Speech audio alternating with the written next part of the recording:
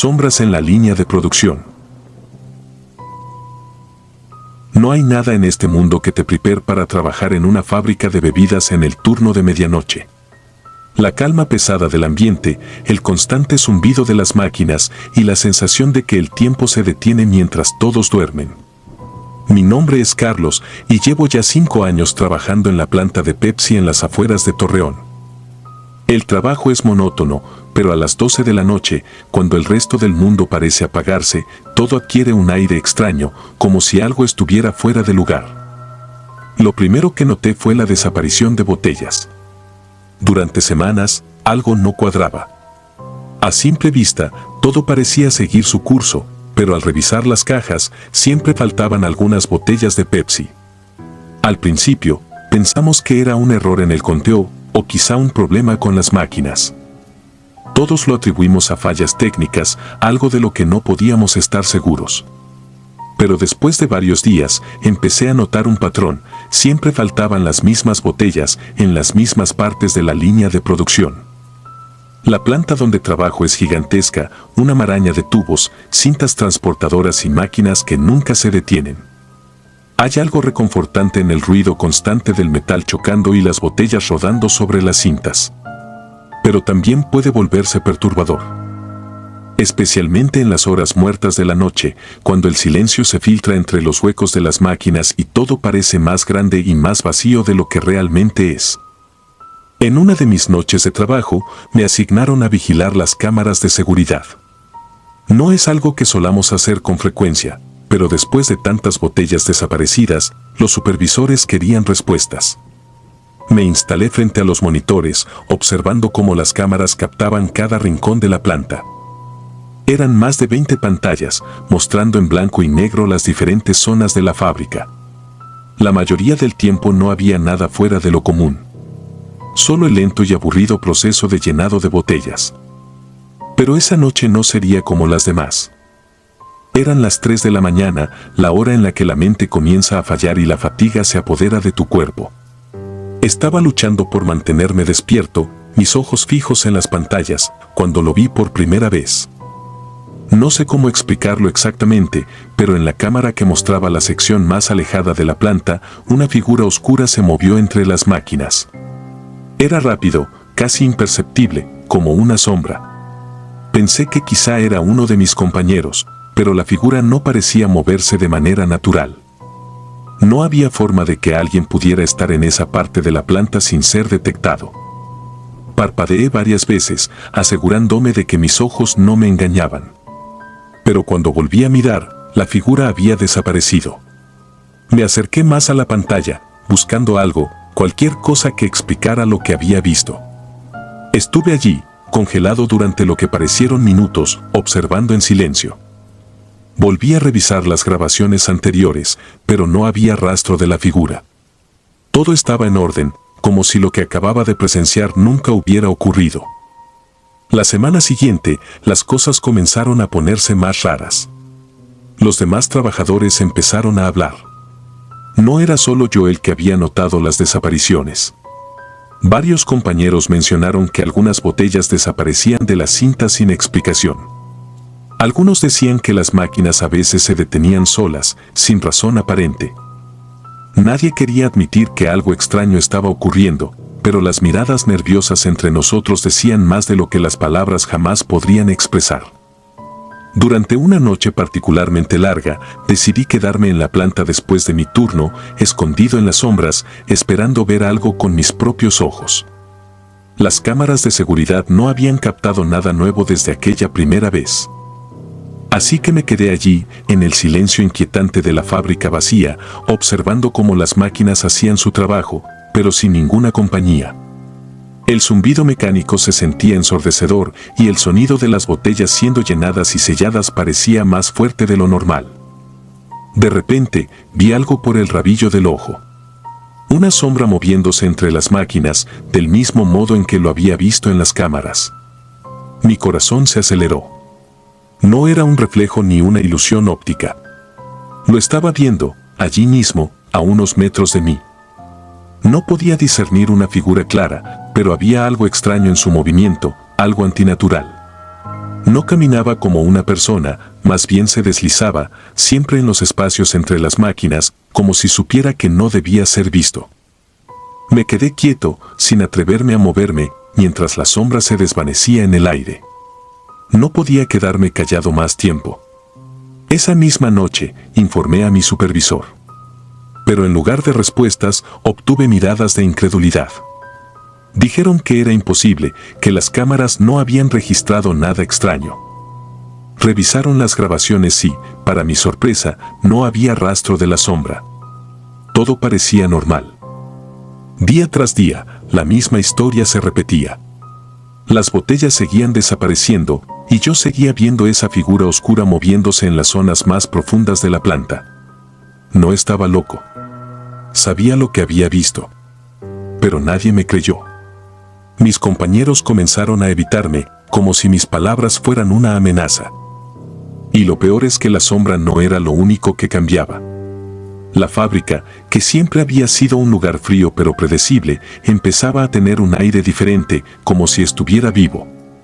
Las máquinas hacían ruidos extraños, los contadores fallaban y las luces a veces parpadeaban sin razón. El ambiente se volvía denso, pesado. Después de varias semanas, no pude más. Decidí que ya era suficiente. Si nadie iba a hacer nada, yo lo haría por mi cuenta. No podía seguir viviendo con la duda y el miedo constante. Una noche, me armé de valor y entré a la sección más profunda de la planta, aquella que parecía ser el epicentro de todas las desapariciones. Era un lugar al que normalmente nadie iba, ya que las máquinas funcionaban de manera automática y no requerían supervisión constante. Caminé entre las grandes máquinas de metal, escuchando el sonido de mi respiración mezclado con el zumbido de las cintas transportadoras. El aire estaba helado, y aunque no hacía frío afuera, dentro de la planta la temperatura parecía haber descendido inexplicablemente. Me acerqué a la zona donde había visto la sombra moverse. Mi piel se erizaba con cada paso que daba, pero no me detuve. Y entonces, lo vi de nuevo. La figura oscura se movió frente a mí, lenta pero decidida. Esta vez no desapareció. No pude distinguir un rostro ni detalles específicos, pero su presencia era innegable. Sentí que el tiempo se detenía mientras observaba cómo se desplazaba por la planta, entre las máquinas, como si formara parte de ellas. Me quedé paralizado, incapaz de entender lo que estaba presenciando. De pronto, las luces parpadearon violentamente. El sonido de las máquinas se volvió ensordecedor. Y la figura se desvaneció, como si nunca hubiera estado allí. Corrí hacia las oficinas de seguridad, mi mente en caos. Exigí que revisaran las cámaras de nuevo. Esta vez no solo querían ignorarme, sino que parecía que algo más les preocupaba. Revisaron las grabaciones, pero de nuevo no había nada. No había evidencia de lo que había visto. Pero sabían que algo estaba ocurriendo. Pude verlo en sus rostros. No volví a ser el mismo después de aquella noche. Mis días en la fábrica se volvieron insoportables. Sentía que la planta me observaba, como si cada máquina, cada cinta, estuviera al tanto de mi presencia. Dejé el trabajo poco después, pero nunca conseguí olvidar lo que había vivido. No pude encontrar respuestas ni cerrar el círculo de misterio que rodeaba a aquella sombra. A día de hoy, sigo preguntándome qué era. Nadie más ha reportado nada similar, o al menos, no que yo sepa. Y aunque el mundo sigue girando, esa sombra continúa rondando mi mente como una herida que nunca termina de sanar. Si alguna vez trabajas en una planta durante la medianoche, recuerda esto: no todo lo que desaparece lo hace sin razón, y no todo lo que ves tiene explicación. A veces, hay cosas que simplemente no deberían ser vistas. El sabor prohibido. Siempre pensé que trabajar en un laboratorio de bebidas sería algo emocionante, casi inocente. Mi trabajo como químico en el laboratorio de Pepsi, ubicado en las afueras de Querétaro, se suponía que iba a ser rutinario: desarrollar nuevas fórmulas de sabores, analizar compuestos, buscar formas de mejorar el producto. Nada fuera de lo común, nada que pudiera inquietar a alguien con experiencia en el campo de la química. Sin embargo, lo que comenzó como una tarea simple, terminó convirtiéndose en una pesadilla que jamás podré olvidar. Había rumores entre los empleados más antiguos. Aparentemente, años atrás, antes de que yo entrara, se había trabajado con ingredientes poco convencionales en la búsqueda de una fórmula secreta, un sabor único que prometía revolucionar el mercado. Nadie sabía exactamente qué había ocurrido con esos proyectos, pero todos parecían evitar hablar sobre ellos. Siempre pensé que eran historias inventadas para asustar a los nuevos o crear un ambiente de misterio en un trabajo rutinario. No les presté atención. Un día, el supervisor de mi departamento me asignó una tarea inusual. Debía retomar una antigua fórmula que había sido descartada hace años. El objetivo era analizarla y ver si, con algunos ajustes, podría adaptarse para ser utilizada en una nueva bebida. Me pareció interesante, un reto científico. No era habitual que recurriéramos a fórmulas viejas, ya que el desarrollo de nuevos sabores estaba siempre a la vanguardia. Sin embargo, el expediente de la fórmula no contenía mucha información. Solo tenía una etiqueta interna que decía Proyecto 61X. Había algunas anotaciones breves y borrosas, con fechas que databan de más de una década atrás, y los detalles de los ingredientes estaban incompletos. No me dieron más explicaciones, solo instrucciones de proceder con el análisis y la reformulación.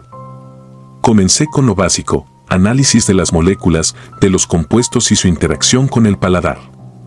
Era una fórmula inusual, con un sabor que no lograba identificar del todo. Estaba ansioso por comprender lo que la hacía especial. La mezcla era espesa y tenía un color profundo, algo más oscuro que las típicas bebidas carbonatadas. Algo en su olor me incomodaba, pero no supe identificar por qué. No era desagradable, solo diferente. Días después de ajustar algunos componentes, decidí hacer lo que normalmente se hace en el proceso, probarla. Como químico, es común probar pequeñas cantidades de los productos para asegurar que las fórmulas tengan el equilibrio adecuado. Apenas bebí un sorbo. El sabor fue intenso, único, una mezcla que no pude comparar con nada que hubiera probado antes. Era dulce, pero había un trasfondo metálico que lo hacía extrañamente adictivo. Mi primer pensamiento fue que, con algunos ajustes, podía ser la bebida perfecta. Al día siguiente, me desperté con un leve dolor de cabeza. No le di importancia, pensando que podría haber sido el estrés del trabajo o la falta de sueño. Sin embargo, a medida que pasaban las horas, el dolor se intensificaba. La presión en mi cráneo aumentaba y una sensación extraña comenzó a apoderarse de mi cuerpo. Me sentía pesado, como si mis músculos estuvieran cargados con una fuerza invisible. Me costaba concentrarme y noté que mi visión comenzaba a distorsionarse de manera sutil, como si los colores a mi alrededor hubieran perdido intensidad. Los días siguientes fueron aún peores. No podía dormir bien. Las noches se volvieron interminables, llenas de una incomodidad que no podía describir. Tenía fiebre y mis articulaciones dolían con una intensidad que no había experimentado antes. La idea de que algo en la fórmula había desencadenado esto comenzó a rondar por mi mente. Al principio, lo descarté como una simple coincidencia. Sin embargo, mi salud empeoraba con una velocidad alarmante. Mi piel comenzó a palidecer y sentía que una especie de calor constante recorría mi cuerpo, especialmente después de las comidas. Todo me sabía diferente, como si mis papilas gustativas hubieran cambiado. Lo peor vino cuando me di cuenta de que había empezado a perder peso, sin razón aparente. Mi rostro se veía demacrado en el espejo, y mi piel, antes firme, se veía ahora apagada, casi translúcida. Mis compañeros de trabajo notaron los cambios, pero nadie decía nada directamente. Las miradas de preocupación eran evidentes, pero cuando trataba de hablar sobre mi malestar, solo recibía respuestas vagas: quizás estés estresado, tal vez sea algo pasajero. Sabía que no lo era. Algo estaba terriblemente mal. Un día, mientras revisaba de nuevo los ingredientes de la fórmula 61X, descubrí una anotación en el expediente que me había pasado desapercibida la primera vez. Era un texto pequeño, escrito a mano en la esquina de una de las páginas. No estaba firmado ni tenía fecha, pero decía: evitar el contacto directo puede tener efectos adversos. Sentí un escalofrío recorrerme. ¿Por qué nadie me había advertido sobre esto? Comencé a indagar más profundamente en los registros de la compañía, tratando de encontrar más información sobre el origen de la fórmula. Fue entonces cuando escuché los rumores. Entre los pasillos del laboratorio se susurraba que, durante la fase de desarrollo inicial de algunas bebidas, se había utilizado un ingrediente no autorizado. El rumor era absurdo, decían que alguien, en algún punto de la historia del laboratorio, había incorporado sangre humana a ciertas pruebas experimentales, como parte de un extraño intento por crear una conexión emocional con el producto. Al principio, lo tomé como una broma de mal gusto. Pero a medida que mi salud se deterioraba, comencé a pensar que, tal vez, había algo de verdad en esos murmullos. Mi obsesión por la fórmula creció. No podía sacarme de la cabeza la idea de que algo en ella estaba destruyéndome por dentro. Decidí investigar los ingredientes más a fondo, a nivel molecular. Cada compuesto parecía normal, pero había uno en particular que no lograba identificar del todo. No coincidía con ninguna base de datos que tenía a mi disposición. Me resultó completamente desconocido. Lo peor es que parecía ser el componente principal, el que daba a la bebida su sabor único. Mi miedo creció cuando hice una prueba más avanzada y descubrí algo aterrador. Ese ingrediente desconocido tenía una estructura molecular similar a la de las proteínas humanas. A partir de ese momento, mi cuerpo empezó a deteriorarse rápidamente. Mis uñas comenzaron a oscurecerse, como si algo estuviera drenando mi vitalidad. Mi cabello se caía a mechones y mis dientes se aflojaron. Pero lo más extraño de todo era el sabor en mi boca. A cada minuto que pasaba, sentía un gusto metálico que no podía quitarme. No importaba cuánta agua bebiera o cuántas veces me cepillara los dientes, ese sabor estaba siempre presente, como si viniera de dentro de mí. Mis colegas comenzaron a distanciarse. Sabían que algo no andaba bien conmigo, pero nadie se atrevía a hacer preguntas. Mis supervisores, al notar mi empeoramiento, me dieron una licencia médica temporal. Sin embargo, sabía que no podía simplemente alejarme del laboratorio sin respuestas. No podía dejar que aquello que me estaba consumiendo quedara sin explicación. Regresé al laboratorio de noche, cuando no había nadie. Necesitaba una última prueba, algo que me confirmara lo que ya sospechaba. Revisé las antiguas notas, los archivos olvidados, las fórmulas descartadas. Finalmente, encontré un expediente viejo, enterrado entre documentos que deberían haber sido destruidos. Allí estaba la verdad. La fórmula 61X había sido parte de un experimento fallido, un intento desesperado por crear una bebida que pudiera conectar emocionalmente con los consumidores. Y sí, habían utilizado sangre humana en su desarrollo. Las pruebas iniciales habían sido un desastre, con efectos secundarios devastadores para quienes las probaron. Por eso, el proyecto había sido archivado y olvidado. Todo tenía sentido ahora. Mi cuerpo, mi mente, todo estaba fallando por culpa de ese ingrediente prohibido, algo que nunca debió haber sido utilizado. El sabor en mi boca no era más que el recordatorio constante de lo que había ingerido, de lo que se estaba apoderando de mí desde dentro. No sé cuánto tiempo más podré resistir. Mi cuerpo se siente como una prisión que se desmorona lentamente, consumido por algo que no debería haber existido. Trato de no pensar en la sangre, en cómo esa fórmula ha comenzado a redefinir mi propia biología. Me he convertido en un experimento fallido, una víctima de mi propia curiosidad científica. A veces, me pregunto si esto fue planeado desde el principio, si alguien sabía lo que estaba ocurriendo y decidió no detenerlo. Quizá querían ver hasta dónde llegaría el daño, o tal vez simplemente pensaron que nadie se atrevería a profundizar tanto como yo lo hice. Ahora, cada vez que veo una botella de Pepsi, me invade el pánico. Me pregunto cuántas otras fórmulas peligrosas estarán escondidas en archivos olvidados, cuántos otros químicos habrán caído en la trampa de probar algo que jamás debió tocar la lengua humana. Yo solo sé una cosa, no hay vuelta atrás.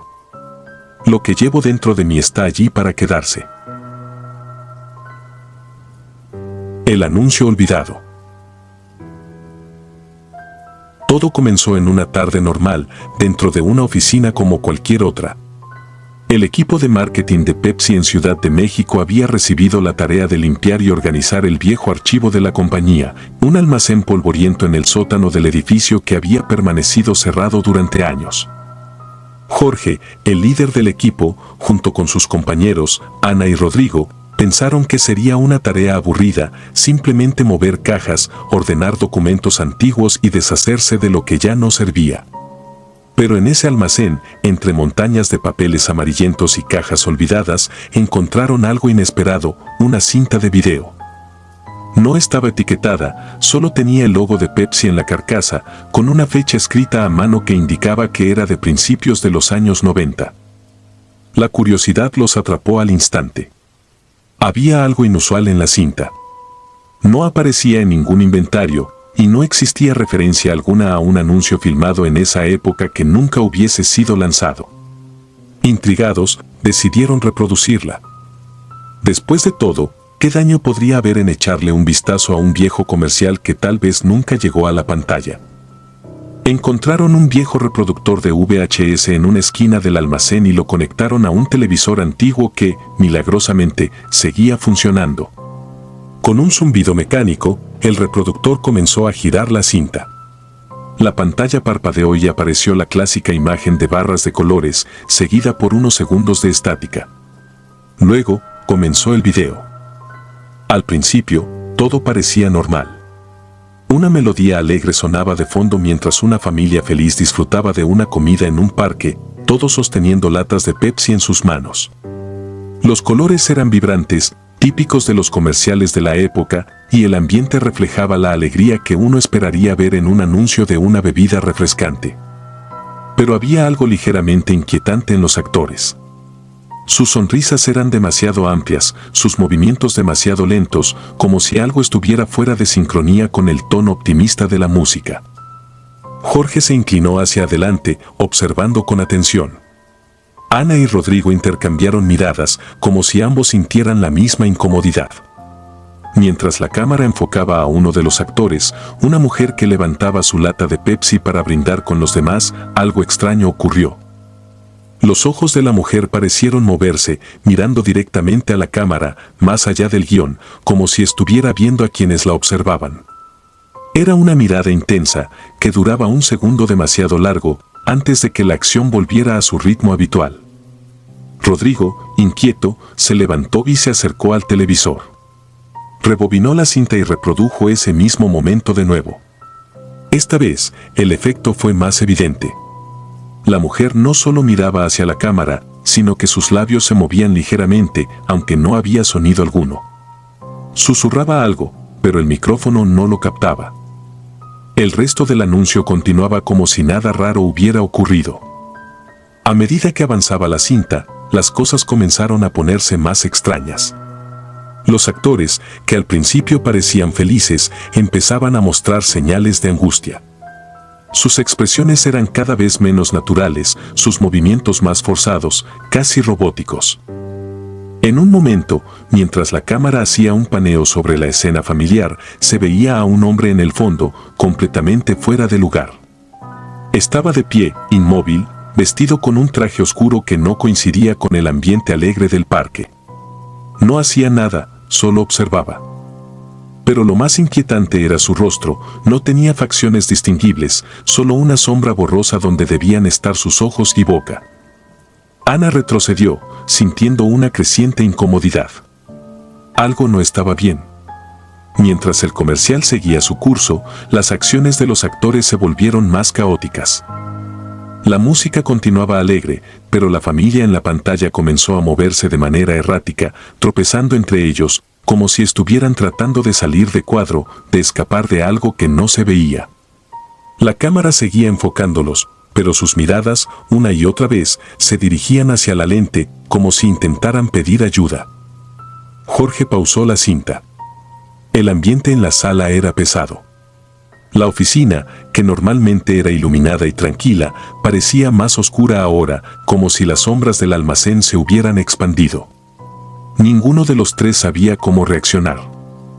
Intentaban racionalizar lo que habían visto, pero algo en ese video era profundamente perturbador, más allá de la rareza técnica o los errores de producción. Había una sensación de que, de alguna manera, lo que estaban viendo no era solo un anuncio mal hecho, sino algo que no debería haber sido filmado. Rodrigo, decidido a llegar al fondo del asunto, rebobinó la cinta hasta el comienzo y la dejó correr nuevamente. Esta vez, observaban con mayor atención, buscando más detalles extraños. Y entonces lo vieron, justo al principio, durante los primeros segundos de estática, había un breve cuadro que no habían notado antes. En ese instante, en lugar de las clásicas barras de colores, apareció la imagen de un rostro. Era pálido, y sus ojos estaban abiertos de par en par, mirando fijamente a la cámara. La imagen duró menos de un segundo antes de que el comercial comenzara. Ninguno de los tres dijo nada, pero la tensión en el ambiente era palpable. Avanzaron rápidamente la cinta hasta llegar al final. Justo cuando parecía que el comercial terminaba con el típico logo de Pepsi y el eslogan de la época, la pantalla se oscureció de repente. La música alegre se cortó en seco, y en su lugar se escuchó un sonido bajo, casi imperceptible, como si fuera una grabación en reversa. La imagen volvió a la pantalla, pero esta vez era diferente. La familia ya no estaba. En su lugar, se veía una habitación oscura, apenas iluminada por la luz que entraba por una ventana pequeña. La cámara se movía lentamente, como si alguien la estuviera sosteniendo, pero no había rastro de actores, ni de decorados. Solo el vacío de esa habitación siniestra. En una de las esquinas se alcanzaba a ver una sombra borrosa, similar a la del hombre de traje oscuro que habían visto antes. Y entonces lo escucharon. Un sonido que no tenía sentido en un comercial de refrescos. Eran golpes. Al principio, suaves, pero luego se volvieron más insistentes, como si alguien estuviera llamando desde el otro lado de una puerta. Los golpes venían del televisor, sincronizados con la imagen de la habitación vacía. Era como si aquello que estaba en la cinta quisiera salir, como si esa sombra oscura que apenas se distinguía buscara algo. Jorge apagó el televisor de inmediato. La pantalla se fue a negro, pero el zumbido del reproductor de VHS seguía, como si la cinta no quisiera detenerse. Nadie se atrevió a volver a ponerla. Decidieron sacar la cinta del reproductor y guardarla de nuevo en la caja, con las manos temblorosas. Ninguno de ellos habló mientras lo hacían, pero todos sentían lo mismo, algo en esa cinta estaba mal, y no querían estar cerca de ella ni un segundo más. A la mañana siguiente, Jorge llevó la cinta a los supervisores, esperando obtener una explicación. Pero nadie en la compañía sabía nada al respecto. No había registros, no existían notas sobre su producción, ni archivos sobre el equipo que la filmó. El anuncio simplemente no debía existir. Rodrigo dejó de ir al trabajo unos días después.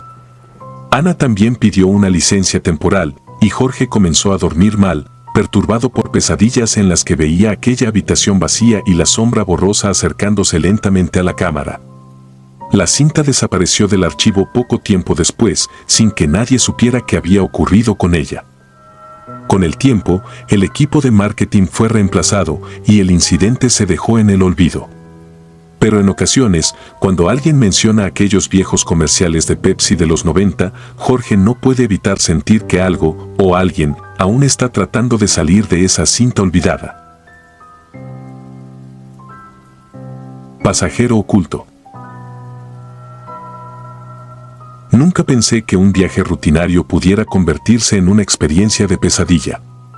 He sido transportista de Pepsi por más de 10 años y en todo ese tiempo he recorrido caminos en todo tipo de condiciones, desde autopistas bien iluminadas hasta senderos polvorientos en medio de la nada. Cada ruta tiene su propio desafío, pero siempre había considerado que la verdadera amenaza venía del clima o de una falla mecánica, nunca de algo que no pudieras ver o entender del todo. Me llamo Esteban, y lo que viví una noche en una carretera desolada aún me atormenta. Esa tarde me asignaron una entrega urgente a un pequeño pueblo llamado Santa Clara, ubicado a unas 6 horas de la planta principal en Querétaro. Un encargo sencillo, aunque inusual por la hora y lo remoto del lugar. No me preocupé demasiado, Había hecho rutas similares antes y mientras tuviera combustible y mi teléfono cargado, todo parecía bajo control. Salí alrededor de las 7 de la tarde, cuando el sol comenzaba a caer y la carretera empezaba a vaciarse. Mi camión estaba completamente cargado de cajas de Pepsi y la ruta, según el GPS, sería directa, una mezcla de autopista y algunos tramos rurales sin mayor tráfico. A medida que avanzaba por la carretera, el paisaje fue cambiando rápidamente. Las luces de la ciudad se desvanecieron, dejando atrás el bullicio urbano, y pronto me encontré rodeado solo por campos vacíos y colinas. La oscuridad cayó por completo antes de las 9 y la única iluminación provenía de los faros de mi camión y las estrellas que, sin la contaminación lumínica, parecían casi apabullantes. El camino era solitario, con solo algún que otro auto pasando en la dirección contraria cada tanto. Algo típico para esos trayectos nocturnos. No había nada particularmente raro o alarmante. Al menos, no al principio. Cerca de las 10, la señal de mi teléfono comenzó a fallar, lo que también era de esperar en esos caminos rurales. Consulté el GPS por última vez antes de perder por completo la conexión. Según el mapa, solo faltaba un par de horas para llegar a Santa Clara. Fue entonces cuando sentí por primera vez algo raro. Sin ninguna razón aparente, una sensación de incomodidad me recorrió. No era frío ni cansancio. Era más bien como si el aire dentro del camión se hubiera vuelto pesado, cargado. Miré a mi alrededor y no vi nada fuera de lo normal. El asiento del copiloto estaba vacío, la cabina en silencio y el motor rugía con su ritmo habitual. Pero algo no se sentía bien. Traté de sacudirme la sensación, achacándolo al cansancio o quizás a la soledad de la carretera desierta. A la media hora, esa incomodidad se volvió más intensa. Me invadía la sensación de que no estaba solo en el camión. Cada tanto, el rabillo de mi ojo me hacía creer que había algo o alguien sentado en el asiento del copiloto. Pero cuando giraba la cabeza, no había nada. Por más que tratara de concentrarme en el camino, la sensación de que alguien estaba allí no desaparecía. No era el cansancio. He conducido rutas mucho más largas y nunca había sentido algo así. No podía deshacerme de la idea de que no estaba solo. Lo peor fue cuando vi algo realmente extraño. Un reflejo. Algo en la ventana lateral del copiloto. Pensé que podía ser una sombra, pero no había nada alrededor del camión que pudiera causar esa imagen. Intenté ignorarlo, pero el reflejo seguía apareciendo. Era como si algo estuviera ahí, justo fuera de mi campo visual, y se moviera cada vez que yo lo hacía. No pude más. Decidí revisar las cámaras de seguridad instaladas en la cabina. Era un hábito que siempre me tranquilizaba, sobre todo en viajes nocturnos. Las cámaras estaban conectadas a una pequeña pantalla en el tablero, mostrando vistas de diferentes ángulos del interior y el exterior del camión. Al revisar las imágenes, mis manos se helaron de inmediato. Lo que vi en la cámara interior no tenía sentido. Allí, en la imagen, se veía claramente una silueta en el asiento del copiloto. Era una figura borrosa, pero definitivamente humana. Parecía una mujer. Lo más extraño era que no se movía. Solo estaba sentada, con la cabeza inclinada ligeramente hacia adelante, como si estuviera mirando algo en el suelo. Sentí que la sangre me hervía. ¿Cómo podía haber alguien en mi camión sin que lo hubiera notado antes?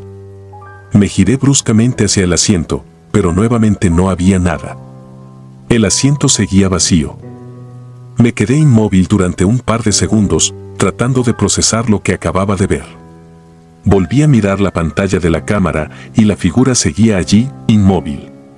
Tomé aire profundamente y volví a girar mi cabeza lentamente hacia el asiento del copiloto. Vacío. Pero la cámara seguía mostrándola, clara como el agua. No sabía qué hacer. No podía simplemente detenerme en medio de la nada. Decidí seguir conduciendo, aunque el miedo se había asentado en mi pecho como un bloque de cemento. Me forcé a no mirar más la cámara, pero eso solo empeoró las cosas. La sensación de que alguien o algo estaba sentado a mi lado no me abandonaba. En más de una ocasión sentí la ligera presión de un cambio en el aire, como si el peso del asiento hubiera cambiado. La carretera comenzó a tornarse más sinuosa, bordeada por árboles altos que creaban túneles oscuros. No había luces de autos en la distancia, ni señales de civilización. El único sonido era el del motor, y mis manos apretadas en el volante temblaban ligeramente. El reflejo en la ventana del copiloto volvía a aparecer intermitentemente, solo para desaparecer cuando intentaba mirarlo directamente. El miedo seguía creciendo dentro de mí. Cada kilómetro que recorría, la figura en la cámara parecía hacerse más clara, más definida. Lo que antes era una simple silueta comenzó a mostrar detalles: el cabello largo, la ropa oscura, la forma en que estaba sentada, con las manos apoyadas en su regazo. Sabía que algo estaba terriblemente mal, pero no tenía forma de explicarlo. ¿Cómo podía estar viéndola en la cámara y, al mismo tiempo, no verla a mi lado? Llegué a un punto donde la carretera estaba completamente desierta, sin señales de otro vehículo por kilómetros. Sentía que el aire dentro del camión se hacía más denso. Por momentos, pensé que podía oler algo extraño, como si la cabina tuviera un aroma que no era mío. Intenté abrir la ventana para que entrara aire fresco, pero esa sensación no desaparecía. Sabía que no era solo una paranoia. Era algo real. Finalmente, después de lo que me pareció una eternidad, vi la señal de que estaba cerca de Santa Clara. A lo lejos, las primeras luces del pueblo empezaban a asomarse. Mi plan era sencillo: llegar lo más rápido posible, descargar la mercancía y salir de allí en cuanto pudiera. Casi podía sentir un alivio cuando vi las luces del pueblo. Pero la figura en la cámara seguía ahí. Cuando entré al pueblo, que apenas era un conjunto de casas dispersas y un par de tiendas, estacioné el camión frente a la pequeña tienda que esperaba el cargamento. Apagué el motor, pero no bajé del camión de inmediato. Mis ojos estaban fijos en la cámara, donde la figura seguía sentada, inmóvil. Algo en su quietud era profundamente perturbador. ¿Qué era lo que había estado conmigo todo este tiempo? Finalmente, reuní el valor para salir de la cabina. Bajé del camión con las piernas temblando, respirando profundamente, tratando de convencerme de que todo había sido producto de mi imaginación. Pero cuando me alejé unos metros, sentí la necesidad de mirar hacia la ventana del copiloto. Y lo vi. Allí, en el asiento, claramente visible desde el exterior, estaba la figura de la mujer. Sus ojos estaban abiertos, pero no me miraban. Estaban fijos en algún punto distante, como si estuviera perdida en un sueño del que no podía despertar. Su piel era pálida, casi traslúcida bajo la tenue luz del pueblo. El miedo me paralizó. Quise correr, pero mi cuerpo no me respondía. Permanecí inmóvil, mirando a esa cosa sentada en mi camión, hasta que una ráfaga de viento sacudió las ramas de los árboles cercanos. Cuando volví a mirar hacia la cabina, la figura había desaparecido. El asiento estaba vacío una vez más. No esperé más. Entregué la mercancía tan rápido como pude y salí de ese pueblo sin mirar atrás. A partir de esa noche, nunca volví a tomar una ruta que pasara cerca de Santa Clara, y no he vuelto a conducir por esa carretera. A veces, en mis noches más oscuras, me pregunto si lo que vi fue real o simplemente un truco de mi mente cansada. Pero cada vez que lo pienso, una parte de mí sabe la verdad. Algo, o alguien, estuvo sentado a mi lado durante ese viaje. Y lo peor de todo es que no sé si fue la última vez. El precio de la fórmula. Carolina nunca imaginó que su ascenso en Pepsi pudiera desencadenar una serie de eventos que desafiarían su sentido de la realidad. Había trabajado duro para llegar a donde estaba. A sus 35 años, se había convertido en una de las ejecutivas de mayor renombre en la compañía. Su habilidad para gestionar equipos y su dedicación a la expansión de la marca le habían asegurado el respeto de sus superiores y la admiración de sus colegas. Sin embargo, había algo que siempre la inquietaba, algo que solo compartía en sus pensamientos más privados. Desde que había sido promovida, una extraña sensación la acompañaba, como si estuviera al borde de descubrir algo que preferiría no saber. Todo comenzó cuando recibió un correo electrónico un tanto inusual. No venía de uno de sus colegas ni de ninguna de las listas de distribución que usaban habitualmente. El remitente era alguien desconocido para ella, Arturo Castañeda. Al leer el nombre, algo en su memoria se activó. Ese nombre había sido mencionado varias veces en las reuniones, en conversaciones vagas y dispersas entre los empleados más antiguos. Castañeda había sido un alto ejecutivo de la empresa en los años 90, pero su salida había sido súbita y sin muchas explicaciones. No se hablaba de él en profundidad, como si mencionarlo demasiado pudiera traer consecuencias no deseadas. El mensaje era simple: debemos hablar. Es urgente. Hay algo que debes saber sobre la fórmula.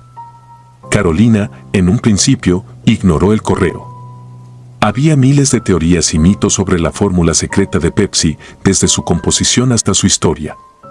Pero el tono del mensaje tenía algo que la hizo sentir una curiosidad incómoda. Lo dejó de lado por unos días, pensando que sería una broma o una maniobra desesperada de alguien buscando atención. Pero Arturo no dejó de insistir. En la semana siguiente llegó un segundo correo, más directo: no puedes ignorar esto. La fórmula no es lo que crees. Hay un precio, y pronto alguien lo pagará. Fue entonces cuando decidió investigar un poco más. Buscó su nombre en los archivos de la empresa y descubrió que Arturo Castañeda había sido parte de un equipo especial que, en los años 90, había estado trabajando en la reformulación de Pepsi.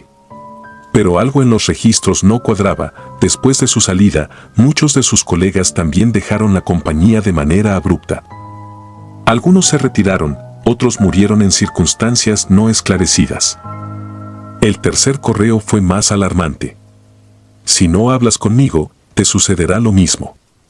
Cada generación dentro de Pepsi lo paga.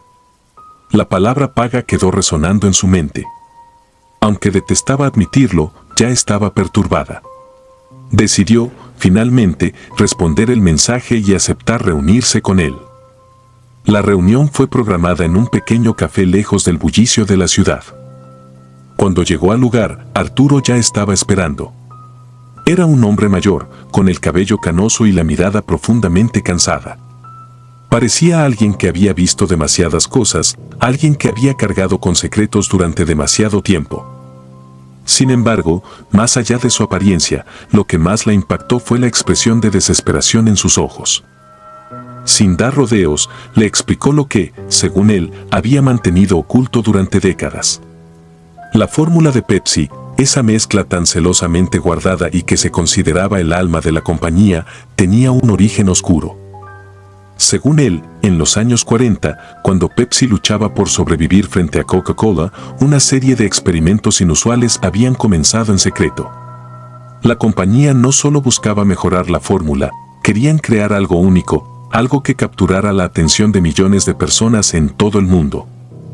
Pero el equipo de investigación de la época había ido más allá de lo ético. Hay algo en la fórmula, Carolina, le dijo Arturo, algo que no pertenece del todo a este mundo. Durante aquellos experimentos, los científicos habrían trabajado con sustancias no convencionales, buscando un ingrediente que provocara una conexión emocional y física en los consumidores. Pero en algún momento, la investigación tomó un giro inesperado. Arturo le habló de un químico particular, algo que no figuraba en los documentos oficiales de la compañía. Este ingrediente, que jamás se mencionaba en público, tenía un efecto sutil, casi imperceptible, pero peligroso. Con cada década que pasaba, quienes trabajaban directamente con la fórmula comenzaban a experimentar eventos inexplicables. Según Arturo, los científicos y ejecutivos involucrados en su desarrollo inicial habían empezado a desaparecer y sus muertes, aunque oficialmente catalogadas como naturales, siempre estaban rodeadas de misterio. La teoría de Arturo era que la fórmula había sido modificada con algo que no comprendían del todo, algo que no solo aseguraba el éxito del producto, sino que requería un pago. Carolina escuchaba con atención, aunque su racionalidad luchaba por aceptar lo que le decía. Era un ejecutivo retirado, alguien que había perdido contacto con la realidad. Eso era lo que intentaba decirse a sí misma. Pero había algo en su tono, en la desesperación de sus palabras, que le impedía descartarlo por completo. Arturo insistió en que el ciclo se repetía cada cierto tiempo. Alguien dentro de la compañía siempre pagaba el precio, aunque no siempre de inmediato. Podía ser un científico, un ejecutivo o incluso alguien del equipo de producción. La única constante era que aquellos involucrados demasiado de cerca con la fórmula no escapaban. Después de la reunión, Carolina intentó continuar con su vida normal. Volvió a la oficina y se sumergió en su trabajo, tratando de olvidar lo que había escuchado. Pero algo en ella había cambiado. Las palabras de Arturo resonaban en su cabeza cada vez que revisaba documentos o asistía a reuniones relacionadas con el desarrollo de productos. Empezó a prestar más atención a los archivos antiguos, a los nombres que figuraban en las listas de empleados que alguna vez trabajaron en los departamentos de investigación. Y fue entonces cuando comenzó a notar un patrón. Cada década, aproximadamente, un alto ejecutivo o científico clave en el desarrollo de la fórmula desaparecía de los registros de la compañía, dejando solo vagas menciones de su retiro o muerte. En los 70, había sido un químico llamado Luis Márquez, que supuestamente murió de un infarto a los 45 años, sin antecedentes de problemas cardíacos. En los 80, otra ejecutiva de alto rango, Patricia Gutiérrez, desapareció repentinamente de los registros, con solo una breve nota sobre su traslado a otra división. En los 90, Arturo Castañeda y varios de sus colegas se retiraron abruptamente. La conexión entre estos eventos era demasiado fuerte para ignorarla. Carolina empezó a preguntarse si ella sería la siguiente. Sabía que su posición en la empresa la colocaba peligrosamente cerca del corazón de la fórmula. En una ocasión, mientras revisaba viejos documentos en su oficina, el aire en la sala se volvió tenso, como si alguien más estuviera presente. Aunque no había señales físicas, la sensación de ser observada la inquietaba cada vez más. No pasó mucho tiempo antes de que comenzara a experimentar los mismos síntomas que Arturo le había descrito. Primero fueron sueños. Sueños de laboratorios oscuros, de fórmulas siendo manipuladas por manos que no podía ver. Luego, la sensación de que alguien la seguía en los pasillos vacíos de la oficina. Los compañeros de trabajo comenzaron a notar su cambio, pero no sabían cómo abordar el tema. Una noche, mientras trabajaba tarde, Carolina recibió un correo sin remitente. Solo contenía 2 palabras: es tu turno. Al abrir el archivo adjunto, vio una foto de uno de los laboratorios antiguos de la compañía. En la imagen, los científicos trabajaban en lo que parecía ser un prototipo de la fórmula actual de Pepsi. Pero en la esquina de la fotografía, una figura oscura, borrosa, parecía estar observando desde las sombras. Algo que no debería haber estado allí. Las semanas siguientes se convirtieron en una tortura silenciosa. Cada día, sentía cómo la oscuridad se cernía más cerca. Arturo ya no contestaba sus correos y Carolina sabía que no podría escapar de lo que estaba por venir. La fórmula, esa mezcla que había hecho a la compañía mundialmente famosa, tenía un costo que nadie estaba dispuesto a admitir.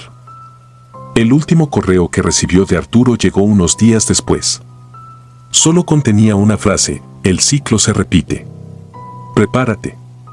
Y entonces, el contacto se rompió.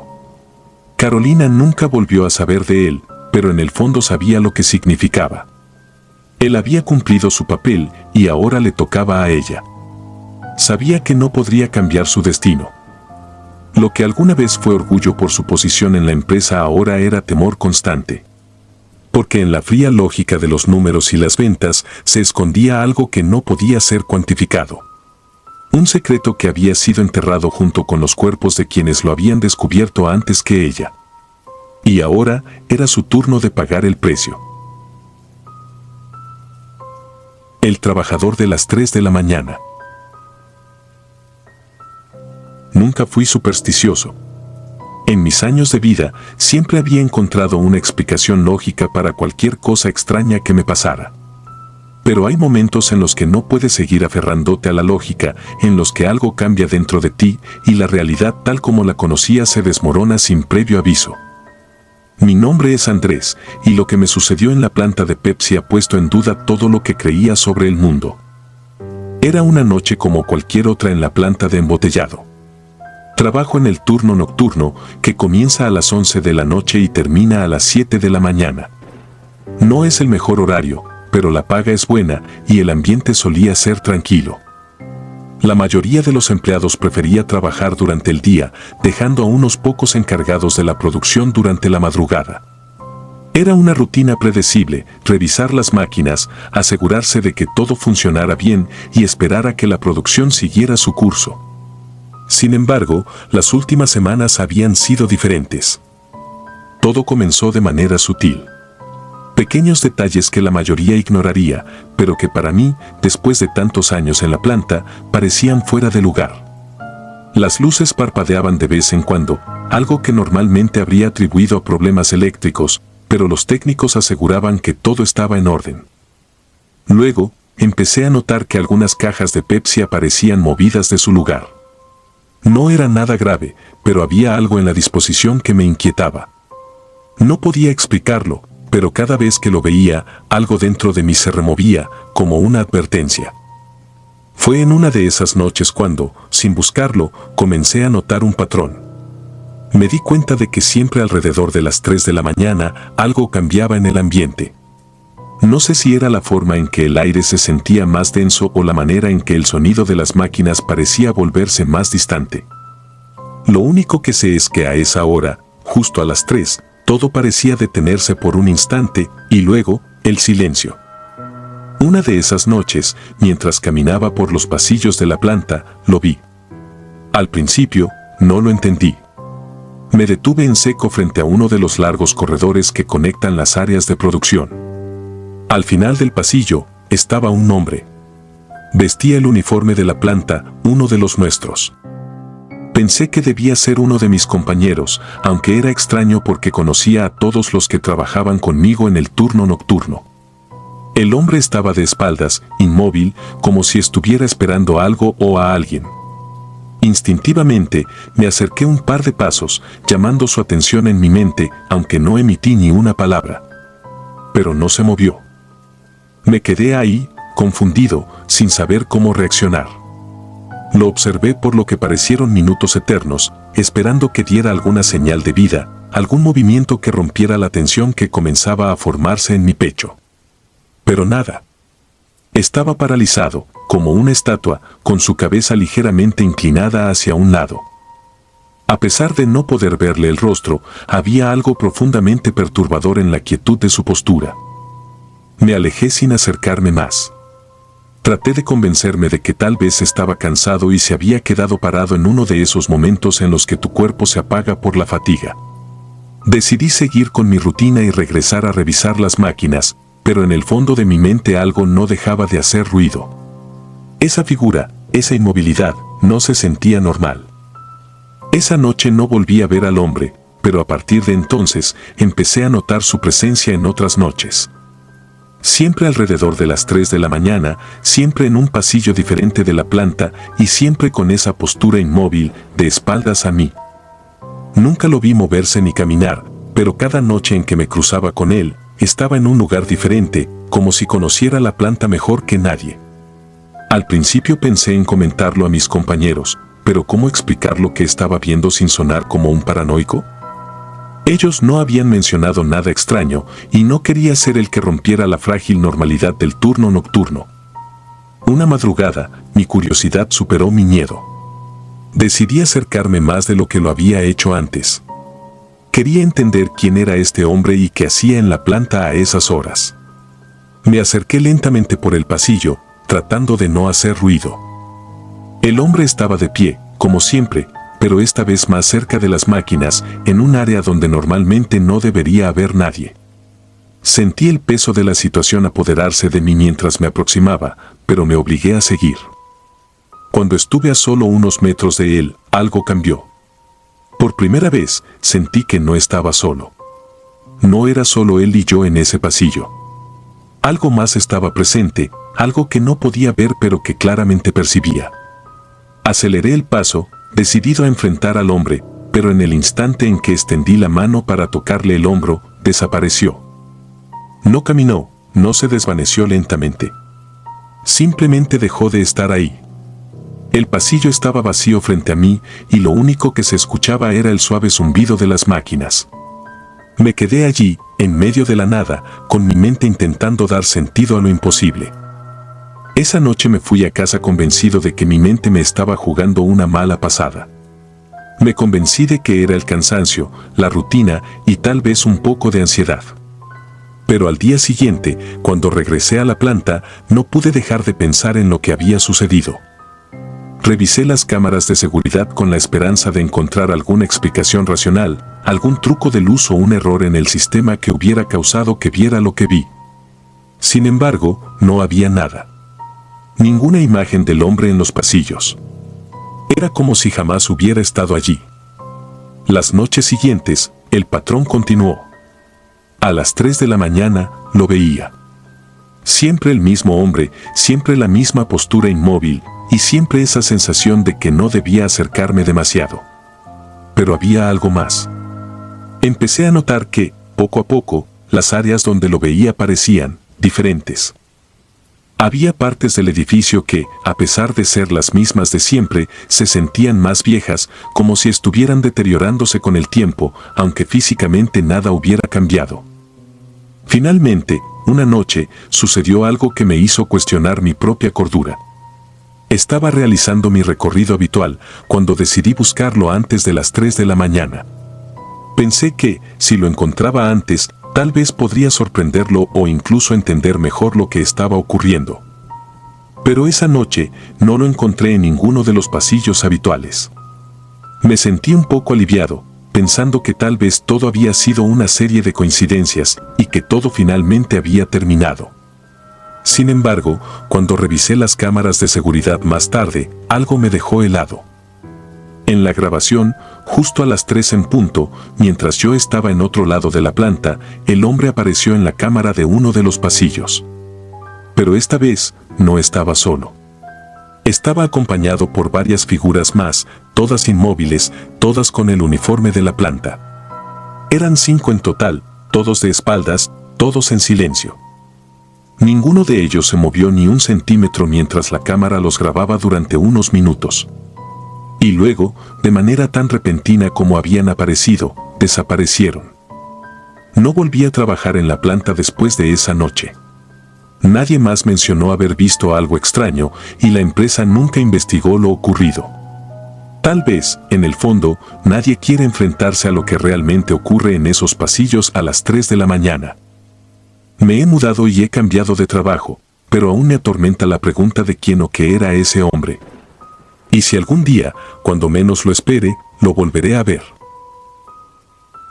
Si disfrutas de los relatos, te invitamos a apoyarnos con un like y un comentario, ya que eso nos ayuda muchísimo. Además, si aún no estás suscrito o suscrita, te animamos a formar parte de la comunidad del terror. Muchas gracias por escucharnos y por tu apoyo.